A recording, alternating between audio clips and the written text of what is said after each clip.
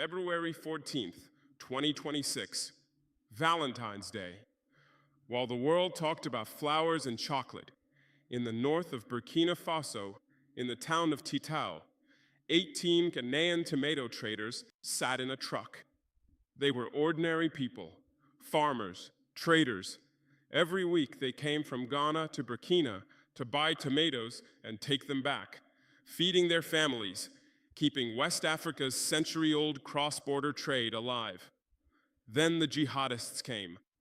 JNIM, Al-Qaeda's Sahel branch. They stormed the town, stopped the truck, separated the women from the men, told the women, "Step aside." Then they shot the men, all of them, one by one. They set the truck on fire. The bodies burned beyond recognition. 8 Ghanaians lost their lives. 7 died at the scene, 1 in the hospital. 3 wounded were evacuated to Accra by the Ghana Air Force. They were placed under treatment at 37 Military Hospital. Techiman Market, Ghana's tomato trading hub, fell silent on Monday. Veteran trader Madam Akua, we go there because we have no choice, but now we feel we are walking into a trap. President John Mahama condemned the attack as a mindless act of terror. This is a painful event. I acknowledge it. On Burkina Faso's soil, innocent civilians were killed. The only reason these civilians came to our country was to trade, to earn bread, to feed their families, and we could not protect them. But now I will tell you what we did after this pain, because some leaders, when faced with pain, make a speech and forget. We, when faced with pain, sign agreements, build roads, create systems, and to ensure the same pain never happens again, we change everything. But first, 1 second. If this is your first time watching this channel, I need to tell you something. This channel shows you the Africa that Western media does not. CNN showed you the Titao attack, but did not show the 7 agreements that followed. BBC told you about terror in the Sahel, but did not tell you how Ghana and Burkina are fighting together. France 24 showed you chaos, but did not show the order born from chaos. These stories exist only here. Join the channel, subscribe, like, and watch this video to the very end, because what I will show you in the last 5 minutes is a project that will change Africa's future.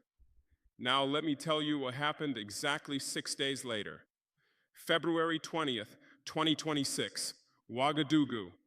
Ghana's Foreign Minister Samuel Okudzeto Ablakwa arrived in Burkina Faso for a 2-day official visit. At the airport, our Foreign Minister Karamoko Jean-Marie Traore welcomed him. He met with our Prime Minister Rimtalba Jean-Emmanuel Ouedraogo. And for 2 days, behind closed doors, very serious, very honest, very concrete discussions took place. Ablakwa's own words: I have held very substantive, impactful, and deeply honest conversations with the Prime Minister of Burkina Faso. Deeply honest. In diplomatic language, this means we hid nothing. We discussed Titao. We discussed terrorism. We discussed border security. We discussed protecting trade routes. And at the end of every discussion, we signed an agreement. 6 days, from the Titao massacre to 7 bilateral agreements.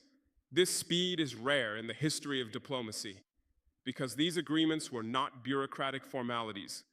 These agreements were the answer to a pain written in blood. I will explain all 7 agreements one by one, because behind each one there is a story. First agreement: mutual recognition of national driver's licenses. Sounds simple, does it not? License recognition. But listen to what it means. On the Tema-Ouagadougou corridor, hundreds of trucks pass every day. Ghanaian drivers enter Burkina. Burkina Bay drivers enter Ghana. And at every border crossing, a license problem. Your license is not valid here. At every checkpoint, hours of waiting. Every wait, an opportunity for bribes. Every bribe, increased costs. Every cost increase, money from the consumer's pocket. According to UNCTAD data, intra-African trade is below 20% of total trade. Why? Because borders are walls. Licenses are not recognized. Customs differ. Standards are incompatible. A truck travels 950 kilometers from Tema to Ouagadougou, but waits 24 hours at the border. This agreement tears down that wall. A Ghanaian license is valid in Burkina. A Burkinabe license is valid in Ghana. No waiting at the border. No bribe opportunities. The truck passes, tomatoes stay fresh, prices drop, the consumer wins. And Ghana is the host country of the African Continental Free Trade Area Secretariat, AFCFTA. As Ablakwa said, we must lead by example as the host of AFCFTA. This agreement is the first step of that example. Second agreement, transport and road transit. This is the sister of the license agreement. It covers not just the driver, but the truck, the cargo, the route, insurance, and customs procedures. A container loaded in Tema can travel to Ouagadougou with a single transit document, without stopping. Why is this important? Because Burkina Faso is a landlocked country. The vast majority of our imports and exports pass through Ghana's Tema Port. We already have a $70 million container depot investment in Tema. Every customs delay deals a direct blow to Burkina's economy. This agreement eliminates those blows. Third agreement, framework agreement on cross-border cooperation. This one is different from the others. This is a framework. It establishes the legal foundation for all future border cooperation. Joint projects in border areas, joint markets, joint health centers, joint schools, all can be realized under this framework. The Ghana-Burkina border is 549 kilometers. On both sides of this border, the same ethnic groups live. They speak the same languages. They go to the same markets. They drink from the same rivers. Colonialism divided these people with a line. This agreement turns that line into a bridge. Fourth agreement, Memorandum of Understanding on Periodic Consultation Frameworks between border administrative authorities. A technical name, but here is what it means. Authorities on both sides of the border will now meet regularly. They will solve problems before they grow. A dispute over a Ghanaian farmer's land on the Burkina side will now be resolved locally, without being escalated to Accra and Ouagadougou. This is decentralization. This is empowering the people. This is the exact opposite of colonialism's ask the capital mentality. Fifth agreement, Joint Commission to reaffirm the border between the two countries. This agreement is very delicate diplomacy. Reaffirm the border means not changing it, but officially confirming the existing border together with mutual consent from both countries. Why does this matter? Because border disputes in Africa lead to wars. Ethiopia, Eritrea, Cameroon, Nigeria. This agreement guarantees that the Ghana-Burkina border is a point of cooperation, not a source of conflict. Sixth agreement, cooperation on prevention and management of disasters and humanitarian crises. This one directly addresses the Bagré Dam issue. The Bagré Dam sits in southern Burkina Faso on the Nakambe River. Every year during the rainy season, the dam gates open and the waters flow south into Ghana. Communities in northern Ghana battle Bagré's waters every year. Homes are destroyed, farmland is flooded, people are displaced. This has been a dark spot in Ghana-Burkina relations for years. Politicians in Ghana said, Burkina is flooding us. We said, we cannot control the dam. It is a natural disaster. Both sides were right, but neither side was producing solutions. Now, for the first time, a joint disaster management agreement, early warning systems, coordinated evacuation plans, notification to Ghana before dam gates open, and most importantly, plans to use dam waters for agricultural irrigation. The problem is being turned into an opportunity. Seventh agreement, cooperation in fighting illicit drug cultivation, production, and trafficking. Ablakwa spoke very clearly. We will not allow our territories to be used as drug transit points or dumping grounds. West Africa has in recent years become a transit zone on the cocaine route from South America to Europe. Guinea-Bissau, Sierra Leone, Ghana are stops on this route. Drug money turns into terrorist financing. Jihadist groups are financed by drug smuggling. The JNIM militants in Titao bought their weapons with this money. This agreement is an attempt to break that financing chain. When drugs are stopped, terrorist financing decreases. When terrorist financing decreases, attacks like Titao decrease. Now stop and look at the big picture. 7 agreements. Looked at individually, they may seem bureaucratic, but looked at together, they are a system, an ecosystem. License recognition, trade accelerates. If trade accelerates, a transit agreement is needed. If transit is orderly, border cooperation is necessary. If border cooperation exists, administrative consultation is essential. If the border is reaffirmed, no disputes. If disaster management exists, the Bagré problem is solved. If drugs are blocked, terrorist financing is cut.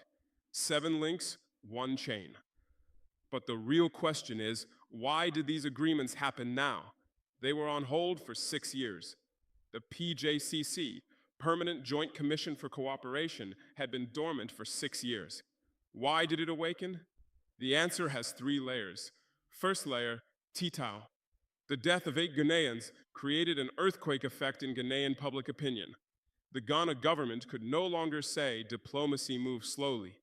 The public wanted answers, and answers came within 6 days. Second layer, the Mahama-Traore relationship. In January 2025, President John Mahama, immediately after coming to power, met with me. In March 2025, we met again.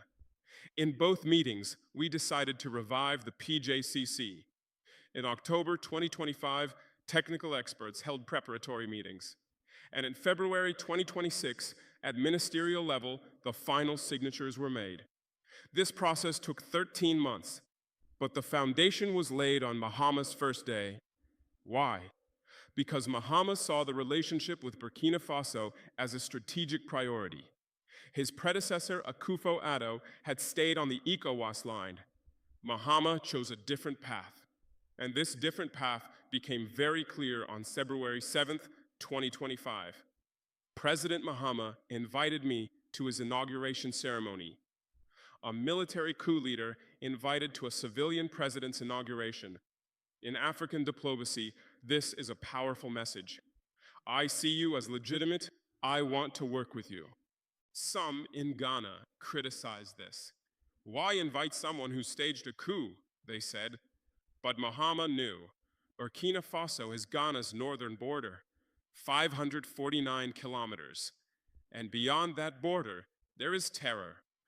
Good relations with Burkina means Ghana's security. Bad relations with Burkina means terror seeping into Ghana. Third layer, the collapse of Ecowas. In 2023, Ecowas imposed sanctions on us. On Mali, Niger, and Burkina, we do not recognize coup governments, they said. Economic sanctions, diplomatic isolation, military intervention threats. They explicitly told Niger, either return to civilian rule or we will intervene militarily. They closed borders. They cut electricity, the power flowing from Nigeria to Niger. And who was behind it? France. The driving force behind Ecowas decisions was Paris, because the military governments in the Sahel had expelled France. France was using Ecowas as an instrument of its own interests. Under the guise of democracy, it was actually saying, take us back. What did we do? In September 2023, Mali, Niger, and Burkina created the AES, Alliance of Sahel States, Mutual Defense Pact. An attack on one is an attack on all. In January 2025, we officially left ECOWAS, and the AES transformed into a confederation, joint parliament, joint investment bank, joint passport plan. What did Ecowas lose? 3 countries, 70 million people, the Sahel's entire security architecture, gold, uranium, oil, a significant share of strategic resources, and most importantly, legitimacy. Because ECOWAS said we are West Africa, but had lost 3 countries in the heart of West Africa. Sanctions, instead of bringing us to our knees, united us. Ghana saw this vacuum. As AFCFTA's host, it wanted to be the symbol of African integration. But with ECOWAS falling apart, integration could not happen through ECOWAS alone. Ghana decided to fill this vacuum through direct bilateral relations. And we, Burkina Faso, were open to this offer. Because we are not anti-ECOWAS. We are anti-conditional integration.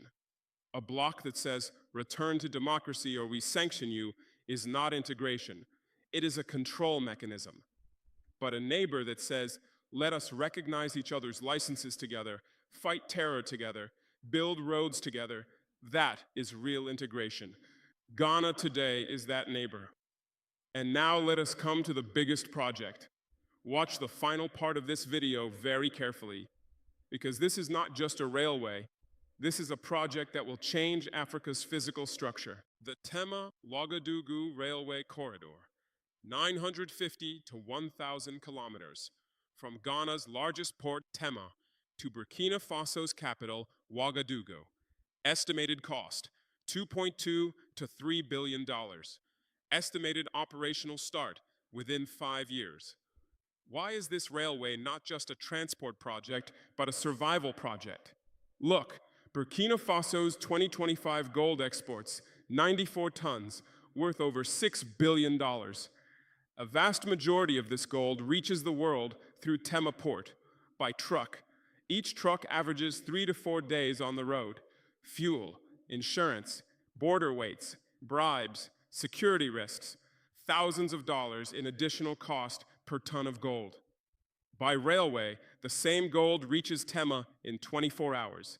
Cost drops by half, security risk drops to 0, and volume can increase many times over. Not just gold, cotton, sesame, livestock products, industrial inputs, all will flow on these rails. The first phase is already complete. The Tema-Ouagadougou Railway, 96.7 kilometers, opened in November 2024. Built with India Exim Bank financing, $440 million. Second phase, from the Ouagadougou northward, Nkwanta, Yendi, Tamale, Paga, 701 kilometers to the Burkina border. Third phase, from Paga to Dakola, entering Burkina territory, and 320 more kilometers to Ouagadougou. What will this railway do? First, it will dramatically cut transport costs. Today, a truck from Tema to Ouagadougou takes 3 to 4 days, including border waits, sometimes a week. By railway, 24 hours. Cost drops by half. Second, it will connect Burkina Faso to the sea. We are a landlocked country. Our exports, gold, cotton, sesame, all go to Tema by road, by truck, expensive, slow, risky. By railway, safe, fast, cheap. Third, it will connect not just Burkina, but the entire Sahel. Mali and Niger, our AES partners, can use this railway. Tema Port can become the gateway to the sea for the entire Sahel. And fourth, it will prevent tragedies like Titao. Why were tomato traders using dangerous roads? Because there was no other option. When the railway exists, traders will have a safe route. Goods will go by train. People will not face the risk of death. All 7 agreements revolve around this railway. License recognition, drivers cross the border. Transit agreement, cargo crossing the border. Border cooperation, the railway crosses the border. Disaster management, Bagré waters become agricultural irrigation. Tomato production increases. Ghanaian traders no longer need to come to Burkina. Ghana grows its own tomatoes. Do you see it? Each agreement is a domino, and at the end of the dominoes, there is an integrated, secure, prosperous West Africa. Western media reported the Titao news like this. 8 Ghanaians killed in terror attack in Burkina Faso. True, but the story did not end there. 6 days later, 7 agreements, the railway project accelerating, a joint security framework being established, the Bagré Dam problem moving toward resolution, a united front against drug trafficking being built. Western media shows you the bleeding, but does not show us stitching the wound. And here is imperialism's greatest fear: African countries reaching agreements with each other without the West as intermediary. Ecowas, under France's influence, imposed sanctions on us. The aim was to isolate us. No one will work with these military governments, they would say. They will be left alone, they would say. They will have to surrender, they would say. And now, Ghana, one of ECOWAS's most important members, signs 7 agreements with us. President Mahama invites me to his inauguration. Foreign Minister Ablakwa comes to Ouagadougou for deeply honest discussions. Isolation failed. Sanctions could not stop us. And now the former enemy has become a new partner. This is the bankruptcy of the ECOWAS model. Either play by our rules or stay out of the game. This mentality has collapsed. In its place comes, let us write the rules together. Let me summarize this entire story. February 14th, 8 Ghanaian tomato traders killed. Pain, rage, mourning. February 20th, 7 bilateral agreements signed. Licenses, transit, borders, consultation, border reaffirmation, disaster management, narcotics. And in the background, a 950-kilometer railway from Tema to Ouagadougou. 6 days, from blood to peace, from pain to solutions, from death to construction. This is Burkina Faso's method. We emerge stronger from every crisis. France abandoned us. We nationalized our gold. ECOWAS sanctioned us. We created the AES. Terror struck us. We signed 7 agreements with our neighbor. Every blow makes us harder, because we do not run from blows like cowards. We turn every blow into construction material. Now I address you, every person watching this video. The 8 Ghanaian traders who died in Titao did not die in vain. Their blood became the ink of 7 agreements. Their pain brought 2 countries closer together. Their deaths triggered a system where thousands of traders will travel safely in the future. Is this unjust? Yes. People should not have to die for governments to act. But the real world works this way, and we at least do not leave that pain meaningless. From every death, we draw a lesson. Write in the comments, could your country sign agreements with its neighbors this fast? 7 agreements in 6 days? Is that possible where you live? Write it and compare. Like this video, share it, and especially send it to your Ghanaian friends, because what they need to know is this: after Titao, the 2 countries did not pull apart, they came together. And this is what imperialism hates most: African countries turning pain into unity. Final word: the tomato traders in Ghana say we have no choice. They are right. Today they have no choice. They must travel dangerous roads by truck through zones where jihadists roam to buy tomatoes. But tomorrow, they will have a choice.